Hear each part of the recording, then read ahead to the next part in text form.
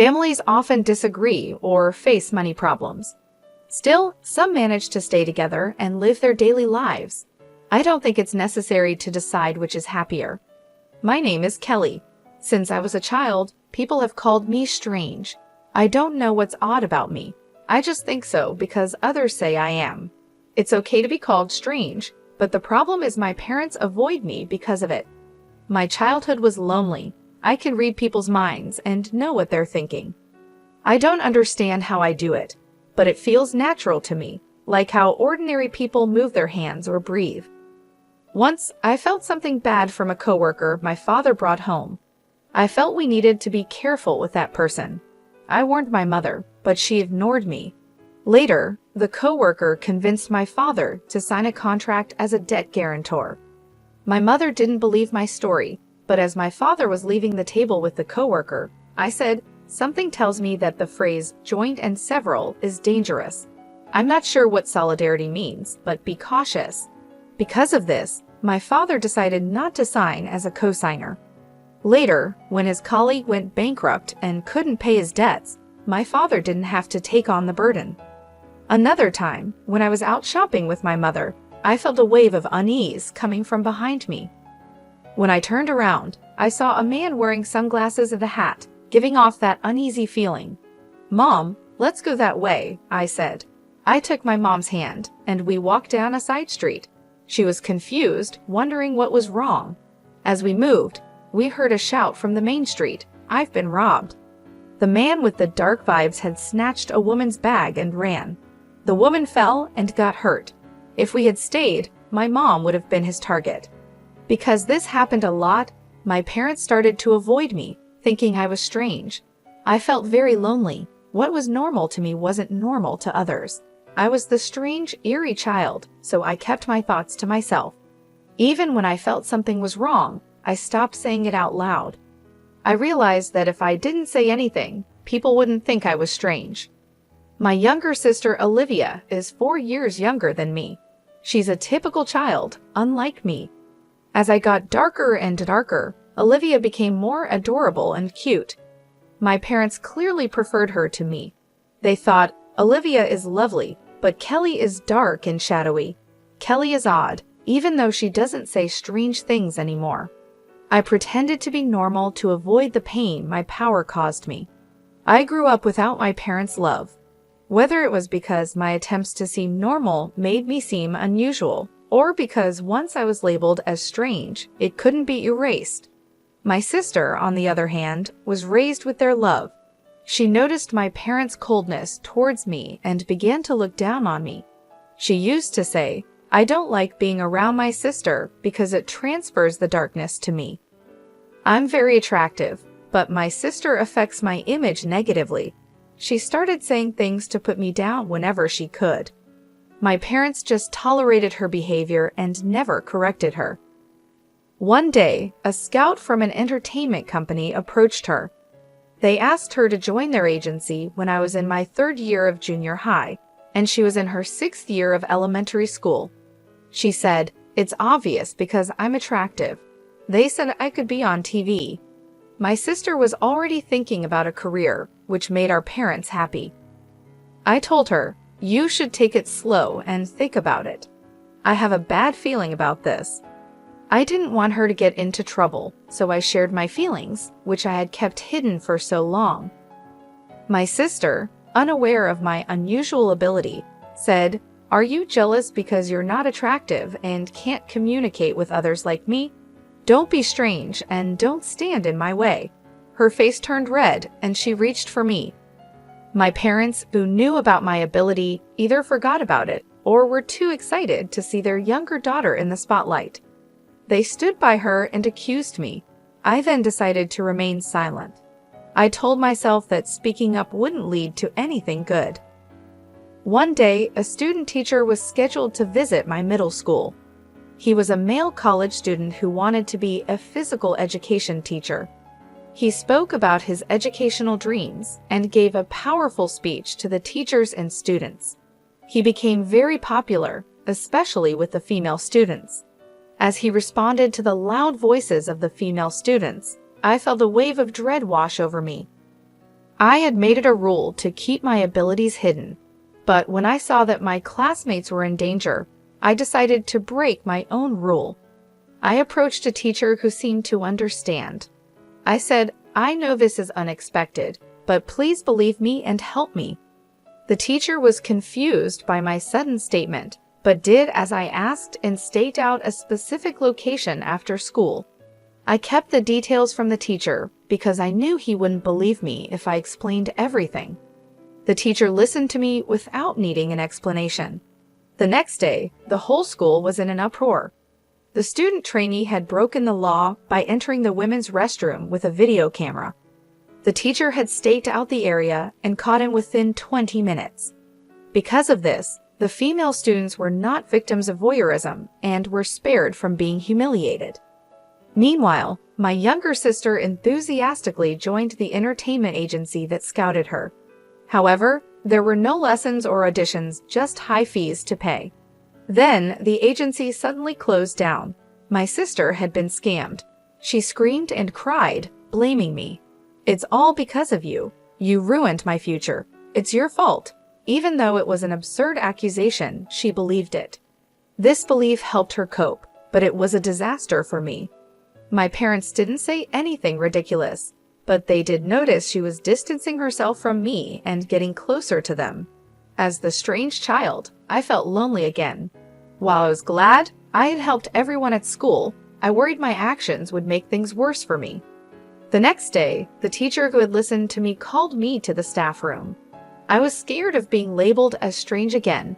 When I entered, the teacher said quietly, "You knew this was going to happen about a week ago, didn't you?"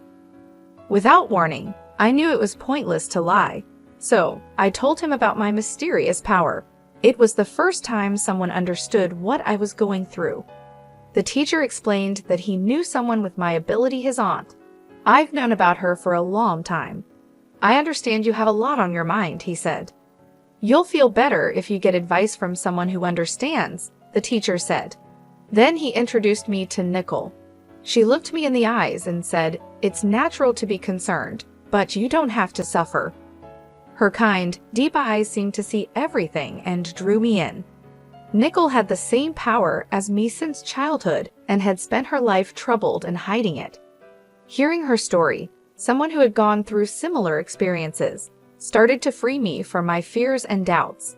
From that day, Nicole became my mentor, though she laughed when I called her that and said, "Just call me Nicole." Nicole changed my life. I had lived a modest, shadowy existence, hiding who I was, but she transformed my consciousness. Gradually, I began to live my daily life as a normal girl. However, since the incident with the entertainment agency, my sister and I have grown apart. She rarely talks to me, and when she does, it's usually to complain or make fun of me. My psychic abilities couldn't predict her emotional shifts. She would say things like, "What's the big deal about you getting accepted to college? Aren't you just a mental flower garden?" My sister had failed the entrance exam for her first choice high school, even though she was told she would definitely pass. She ended up at a high school she considered her second choice. She was furious when I got accepted to her top choice university. I wasn't happy about it or bragging to her. She just made assumptions and disrespected me. My parents only consoled and coddled my sister during her difficult time and told me to stay away and not bother her. Despite growing up and becoming a better person since meeting Nicole, my sister still didn't seem to like me. I guess my sister doesn't like me unless I'm dark and gloomy. My sister is very intelligent, so it's surprising she didn't pass the high school entrance exam. She was very frustrated and put that frustration into her studies at the high school she enrolled in. She ended up being the top student for 4 years and got accepted into a difficult national university on her first try.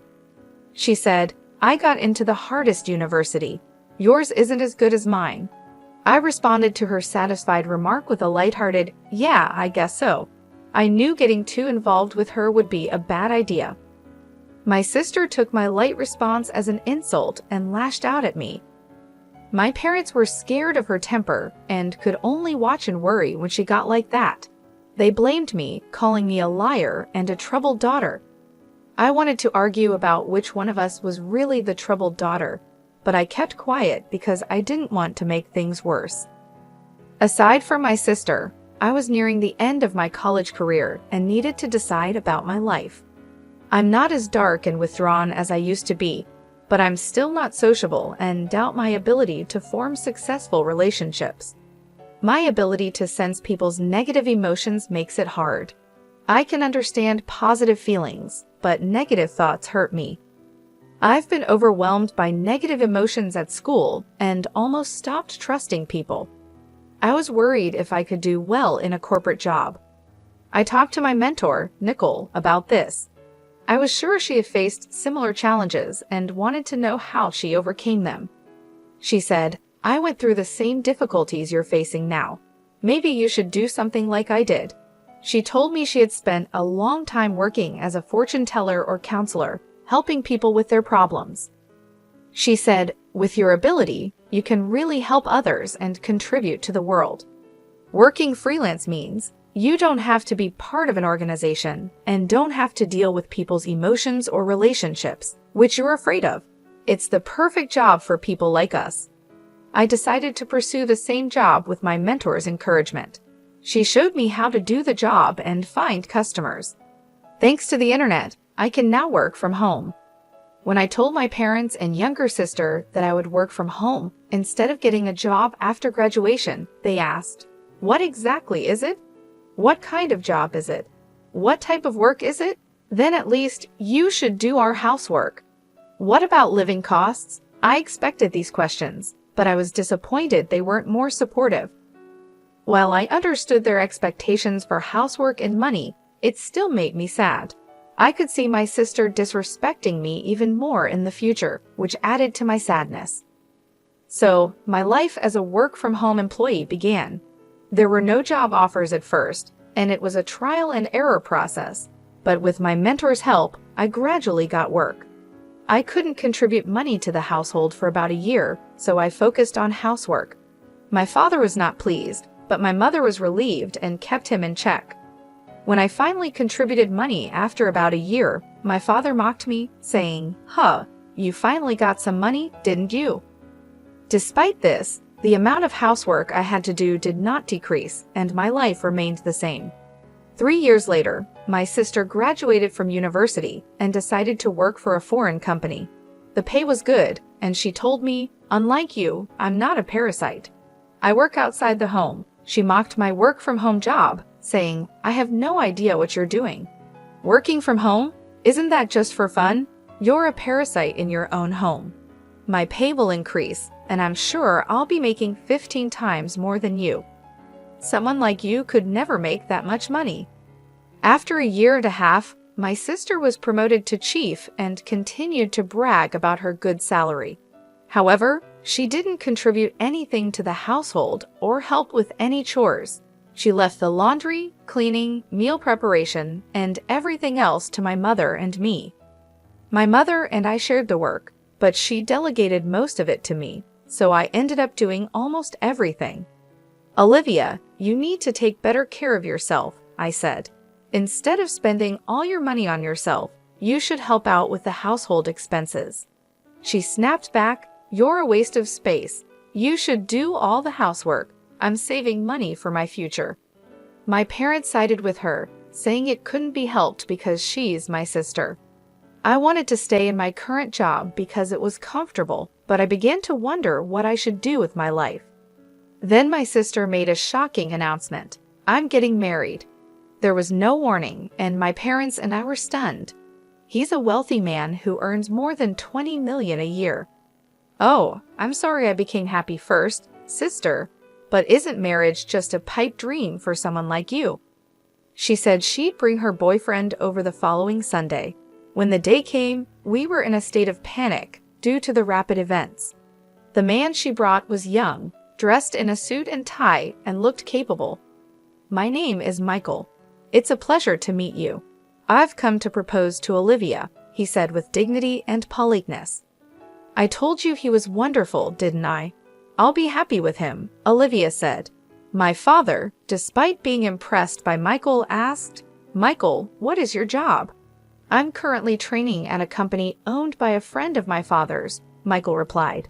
Olivia explained, "His father is the company's president. He is training outside the company to be his successor." Olivia seemed overjoyed at the prospect of marrying the future president of a company. We talked about various topics before Michael left. Despite a few gaps in the conversation, my parents seemed pleased with him. However, I felt a shadow of darkness from Michael. I couldn't explain it, but I felt it. I couldn't stay silent any longer, fearing that marrying a man with this type of darkness would make my sister unhappy. "Listen, Olivia, you've only been dating him for less than 5 months. Get to know him a little better before you decide to marry him," I said, feeling alarmed. I couldn't explain and tried to reassure my sister with something vague. "What exactly are you talking about, sister? He is a man of great distinction and a future president. You're just upset because you're comparing your situation to my happiness. You're a pitiful person, aren't you?" she snapped. My parents also yelled at me to stay out of the way. "Such a wealthy man will soon be our son-in-law. You're a nobody, so at least stop interfering with your sister's happiness." It was clear they wanted their daughter to marry a rich man so they could live in peace in their old age. I was filled with rage because I couldn't tell my sister about the dark shadow I sensed around her. In the meantime, they got engaged, and a meeting between the two families took place. My sister's fiance's parents seemed just as respectable as Michael, but I still felt the same dark presence around them. However, the wedding day arrived before I could warn my sister and parents, who were too excited to listen. "The president of our company is attending today's reception. Do you know how talented and promising I am? It's a great honor, but you, my stay-at-home sister, can't even imagine how great it is," my sister said before leaving the house, adding her usual words of disrespect. They pledged their eternal love at the hotel's wedding hall and then entered the reception hall. My sister looked happy with a big smile on her face, but I was concerned about how long that happiness would last. The president of the company gave the speech as the guest of honor. It was a congratulatory speech that praised my sister, and she was pleased with it. After the speeches, drinks and food were brought to each table. The food looked delicious, but I began to feel uncomfortable. Nothing had been brought to my table. At first, I thought it was just a delay, but other tables had already received drinks and hors d'oeuvres one after another. It was obviously strange. I was the only one who hadn't received anything. The people at my table noticed and started to feel uncomfortable too. At that moment, my sister came up to me and whispered with a laugh, "Free food is not for people like you. This food is too good for you. Just go home and eat potato chips. Leave our wedding gift and go home." My eyebrows shot up at her outrageous words. The groom was grinning and nodding from his seat. Even my parents pretended to be surprised at first, but then they said, "Well, Olivia is right." I was shocked, and then a surge of anger followed. "I can't believe you could be this cruel. Father and mother, how can you accept such rudeness?" I said. My parents gave me a bitter look, but didn't scold my sister. "I understand. I'm going home, but you'll regret this," I said. "What's with that threat? Is it the howl of a loser?" my sister mocked. The hall buzzed with excitement at this turn of events when a man stood up suddenly. "I'm the groom's brother, Larry. My brother and parents are scum, but the bride is even worse. I can't take it anymore," he said. Larry continued, "Father, your company went bankrupt half a year ago, yet you still pretend to be its president. You're trying to take advantage of your daughter-in-law and her family. Michael, you can't be president anymore either. You're unemployed and trying to leech off your wife." The buzz in the hall grew louder at Larry's words. My sister, turning bright red, yelled, "What do you mean? You cheated me. What do you mean you're unemployed?" Her face gradually turned from red to blue, and her eyes filled with tears. My parents were also clueless and began screaming. The screams of my family echoed through the hall. Both the groom and his parents were stunned and silent. In fact, Before the wedding, I had received Larry's confession and apology. I had asked Larry not to hesitate to speak his mind if something happened during the reception.